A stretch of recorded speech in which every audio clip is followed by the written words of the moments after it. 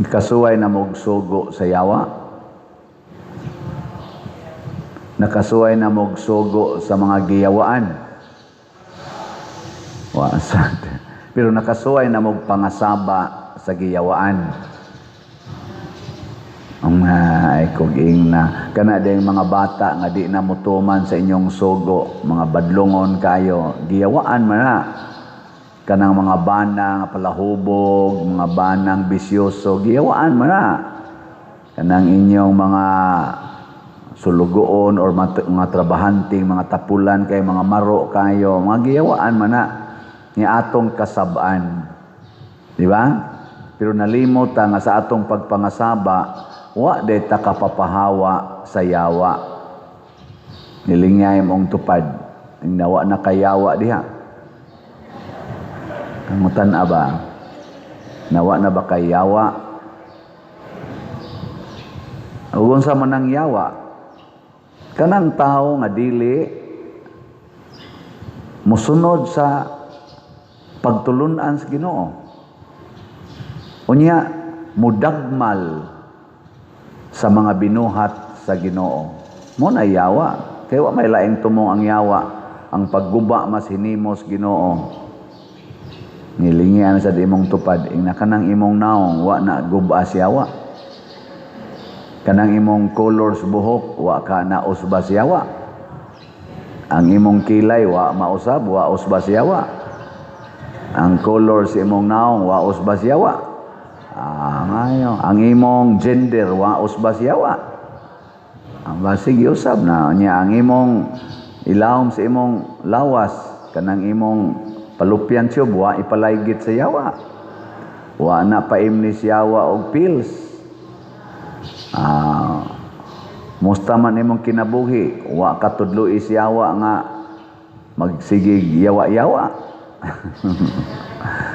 Mao na mga igsuon, ang buhaton gid ay nato mao gyud ang pagpaminaw sa Ginoo ug ang pagsalig nga siya dunay gahom pagpapahawa sa mga yawa.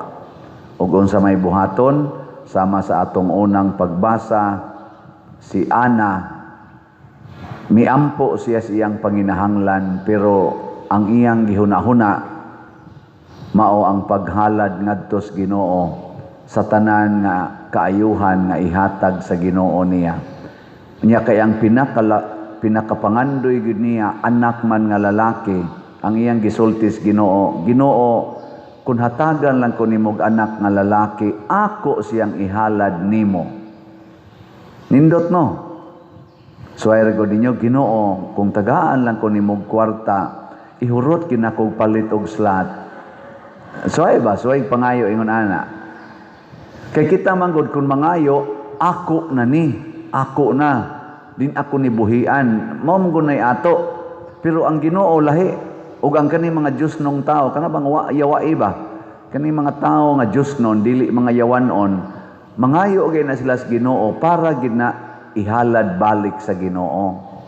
Ako bitaw, sige mo kung yung Ginoo, mahalin unta ning mga slots aron among gamiton para sa simbahan. Nawa ra ba gyud mo uyon ay. Pila na may halin nato. Ako lang ning kanilang atong i-highlight ang halin nato sa PSSPP katong para sa atong Santo Niño. Gahapon as of yesterday ang atong halin niabot nag 897 ka slots.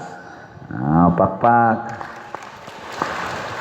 Kutob ra ba ni karong January 31. So napay 9,103 ka slots kay 10,000 may atong gibaligya. Mao ni siya ang atong paningkamutan og palit. Mao na magsikog ingon mga chapel leaders.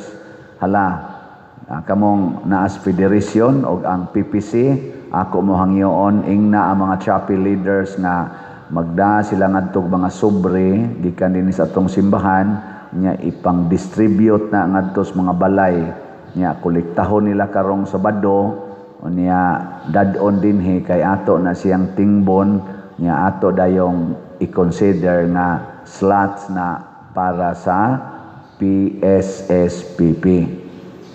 Saman, clear na mga chapels or PPC. Nabay PPC din bantay di na ba mo manugan kung PFC pa day, dapat PFC. Ato silang tagaan ang mga chapel leaders, mga officers sa chapel o mga sobre nga isuroy na nila sa mga balay. Bisag pila lang ko ihog, ikas piso ngadto 1 million nya tingbon ta na ini ka Domingo or sunod semana nya mo na nay atong i-offer sa Ginoo isip PSSPP dinhi sa atong territorial nga parishioners. Nya kamo mga online parishioners, ihalad pod ang inyong kwarta para sa atong Santo Niño nga kalihukan. Mga igsoon, kining paghalad balik ngadto sa Dios nga gibuhat ni Ana, mausad ni ang gibuhat sa mahal nga Birhen Maria. Di ba? Iyang giingon pagsulti, ang Dios na hinumdom kanako nga iyang ubos nga sulugoon. Si Ana sad mao sad ang iyang gisulti, niingon sad siya, kung buot ka Ginoo, hinumdumi ang imong ubos nga sulugoon. Nya si Maria pagkadawat niya, ningon siya, naghimog dagkong butang ang Dios dinhi kanako, balaan ang iyang ngalan. Human gibalik niya halad ang iyang anak. Nya mas grabe-grabe ito kay kang Ana, si Samuel, iya ramang gihalad ngadto sa templo aron mag-alagad sa templo. Pero si Maria, iyang gihalad si Jesus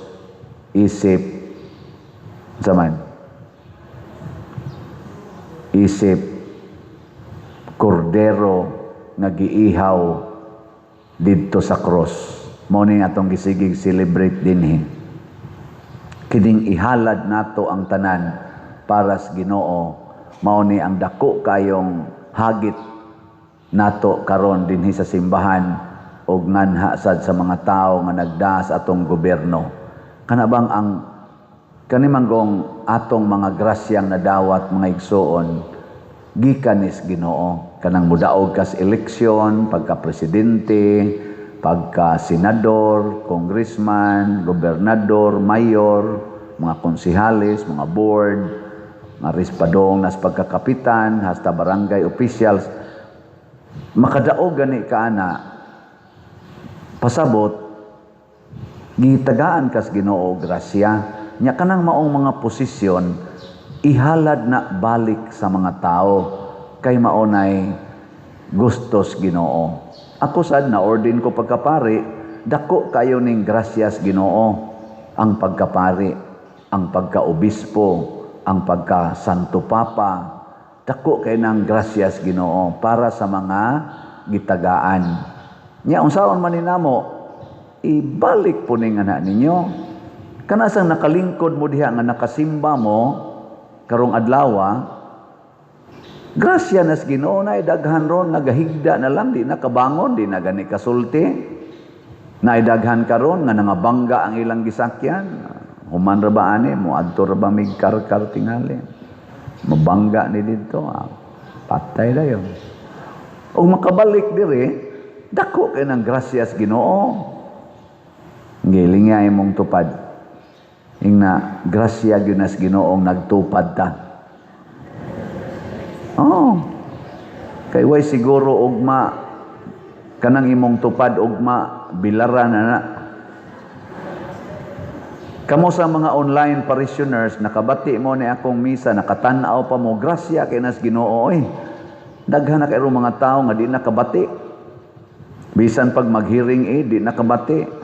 Nabita ko gi misahan na family reunion unya ang usas mga organizers di gyud mo lingkod tupad sa lamisa nako pari adiri pagpangaon na ba pari siya diri kay bao man kung sila gyud mo organizers ato nga pamilya siya di na siya mo lingkod diri padir kay di man guna siya kadungog mahadlok siya ba nga magsigi tagtabi unya di siya kaapil unya basin sa glahi ang iyang itubag mauwaw siya ana di intawon kadungog ilingay mong tupad ina nakadungog ka nga naay slot palitonon.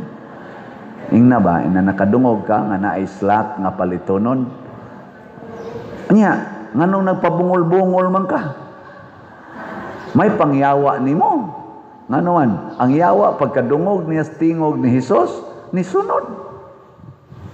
Kita ra ba no, usahay mas buangon pa ta si yawa. Unsa man ang buangon nga tao, kana bang imong sultihan di mo sunod? Pero ang yawa, gisultihas Ginoo ni sunod. Karon ay unsa may gisultis mga tao, kadaghanan mga Pilipinos, hununga ang korupsyon. Unya ipinpoint kinsa gyoy utok sa korupsyon.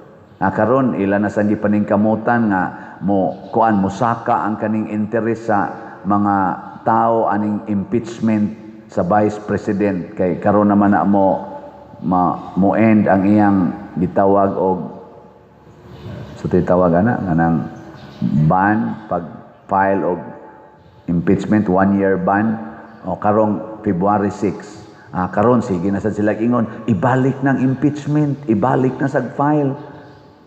Pastilan. Mao bago na gipangita sa mga Pilipinos karon ang impeachment sa Vice President tungod anang 125 million nga confidential fund nga aprubahan na sa kuwa nga way anomalya o kanang pagsuta kinsa gyud utok aning corruption nga niabot og trillions tungod anang flood control nga karon wa na kayo hisgote diha sa Kongreso, wa na hisgote sa Senado. Kinsa man giutok ana kadtong mga malita-malita nga kwarta nga giingon ni Saldico nga gi-deliver ngadto sa mga opisina ang iyang gihisgutan. Tinuod ba to o dili nganong di man to susihon jug maayo? Di ka na mo'y atong gipangita. Ang kwarta sa PhilHealth nga nawa nga gikuha nga 60 billion nga giingon na sa atong presidente nga iuli nga hangtod karon wap ang mauli. Hain naman ang kwartaha di ay. Katong halin sa atong gold nga 29 tons of gold nga gibaligya nga niabot sa itong pila to ka billions of pesos. Hain man to padong tong halina nga gi-confirm man to sa Central Bank, gi-confirm man to sa daghang ahensya nga nabaligya to. Hain man to padong.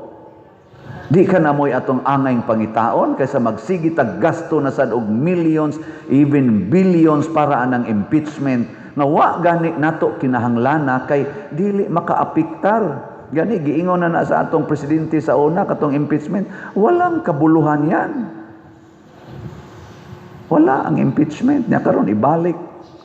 Unsa maning klasiha sa atong mga gipang tuboy, diha gipang elect, diha sa Kongreso, o kaha sa Senado, kung ila ginang dayunon, unsa man ang ila mga dunggan, makadungog sila, napa na sila'y kasing-kasing, ani bati unsay sentimento, maubitanan tungod aning pabungol-bungol sa atong administrator nga maong atong presidente, ang iyang trust rating karon negative. Dili lang negative 3. Matud pa sa balita sa social media, negative 20 plus na 27 man tingali to. Negative. Ngano man dili tingali siya moy utok aning mga binuang pero wa masulbad ang mga binuang ari hanon mo focus sa laing mga butang. Ang Ginoo gusto nga maminaw ta sa iyang tingog. Ug unsa may tingog sa Ginoo? Matud pa ni Kristo, whatever you do to the least of your brethren, you do it to me. Unsa maroy gipangandoy sa mga taong millions of Filipinos nga naa sa kakabus. Unsa may ilang gikinahanglan? Impeachment trial sa Vice President o kinsa day i-impeach? Mao ka na gikinahanglan karon. Makapalipay na nato nga mo spend na sa tag billions para ipangdatong anang mo pirma. Unsa man gyud sentimento ilingi ay mong tupad. Inaunsa maroy imong gustong mahitabo sa tong nasod. Basi gadanghag lang sang naong anawa sa nakibaw. Pero simple kayo. Moingon ra gyud ang ato mga katawhan. Ako daghan naman ko pang atubang. Lisod kay pader, way trabaho. Napuno na misutang. Pagkaon, trabaho, Mo'y gikinahanglan ros mga tao. Daghan kay tagway trabaho. Nya kay wa man say trabaho, wa say hapit kaon. Ang sunod, nasigig yung yango-ngo pader, ang drugas ni kusog na sad, ang drugas pader. Og makita na nato, nanay gipangpatay, mga estudyante, gipangpatay, giputlan pasliog, girepa, giputlan pasliog. Pero tinasang patay, ang kawat pader, matod pa sa ako sa mga kaila, mga kapitan pader, ang kawat, tinasang kusugas kawat. Gani kita din sa atong Archdiocese, 17 na kaparokya ang gilungkab sa mga kawatan, perting kawat na sad. Nga naman, kay wa lagi intahoy pagkaon. Why sufficient nga pagkaon o kwarta? Dili impeachment atong gikinahanglan. Oy, pagkaon, trabaho, infrastructures, dili flood control nga ghost projects o substandards. Samantaon ta, kabungol ba ninyo? Unya karong eleksyon 2027, siaw na sa dagan-dagan dahil sila siging panglamano, pangtamparuson, tingali na nato sila. May lamong maminaw namo, magsigi mo, yango-ngo nga rin namo kung panahon nas eleksyon, inikadaog na mga bungol na kay mustanan, magtuman mo sa inyong gusto, kamo rin nakasabot sa inyong gusto.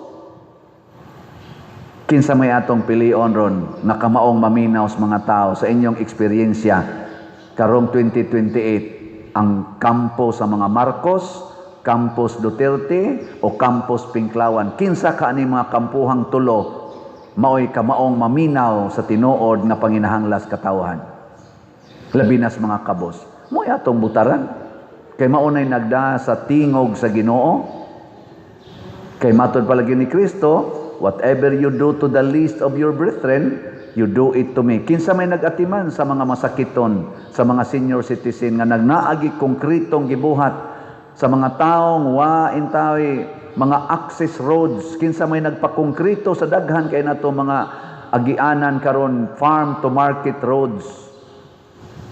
Og naghatag og mga pagkaon tungod sa pagtrabaho o sa mga sweldo nga gi-increasean. Kinsa Manila, Kampong Marcos, Kampong Duterte, Campus Pinklawan. Kana, susi-susihon ta na. Dili lang sa maing mutabi, dili lang sa magsigi dihag pasundayag sa social media, ang eksperyensya natos mga tao. Kay si Kristo, very experiential siya.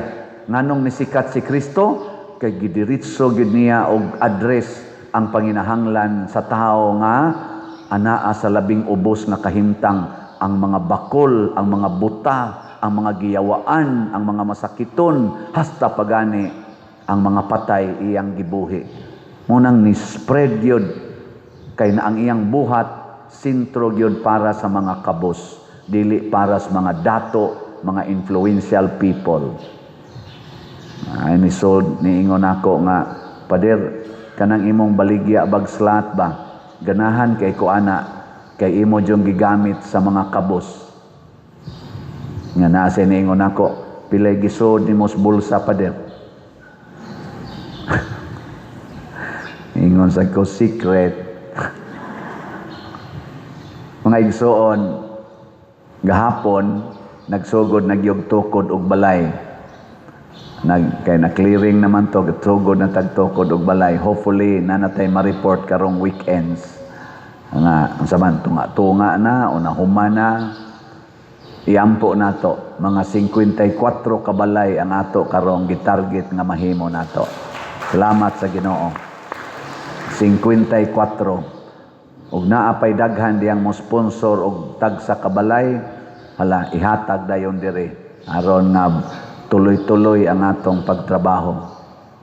Nasay laining nasod, tuas lagawas nasod. Ni pada siya diri pader 50,000 ragi akong mapada, okay ra ni og usa ka balay, nako ipada lang na diri ay nalagpangutana. Kay mo sobra gani ato lang sang taplan-taplan sa ubang mga slot nga ginagmay. Dako na kay nag-ikatabang. Gatos kapin ang nang-apply nato og patukod og balay. Nga 54 pay atong makaya. Kanindot no?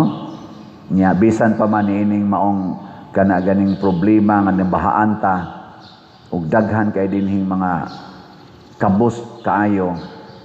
Kanindot nga karong January 22 sumpay aning ato karong dako kayong selebrasyon sa Basilica sa siyudad sa Sugbo sa Santo Niño, maghimo sa tag-ato dinhing halad nobina og pista ni Santo Niño dinhi sa atong parokya. Si Santo Niño bata ug ang iyang pagkabata gitawag nato og hari nga gamay. Nganong hari nga gamay? Kay siya na ang mauna ang manluluwas nato. Giunsa man ta niya pagsugo sa iyang pagkahari nga mahimo tang batubalani sa gugma. Gugma gyud ang sentro sa iyang kinabuhi. Sige, last na lang lingi sa imong tupad. Ing nahigugma ka sa atong selebrasyon karong January 31. Ingna ko no, nahigugma ka o nahigugma ka ipakita na sa slot o wa ka mahigugma o di ka mopalit og slot pasabot wa ka nahigugma o mopalit ka bisag usa lang ka slot 100 pesos gikan karon hangtod January 31. Congratulations, nahigugma day ka. Pero nganong 100 naman sa imong paliton nga naa man kay 10,000. Di ba? Nganong 10,000 raman sa imong paliton nga naa man kay 1 million. Di ba? Depende na sa inyong tubag.